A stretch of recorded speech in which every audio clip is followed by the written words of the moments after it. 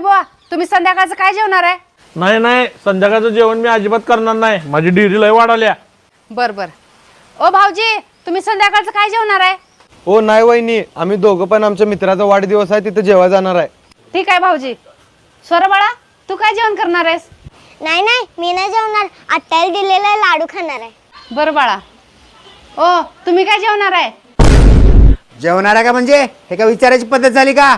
चपात्या कार, मी पनीर जाऊन आणतो, पनीरची भाजी कार आणि मस्तपैकी कोशिंबीर कार आणि मला जिरा राईस आवडते, जिरा राईस पण कार. बरं बरं, ठीक आहे, करते. तुम्ही आत या, तुम्हाला पिशवी देते, तुम्ही जाऊन पनीर आणा म्हण. या.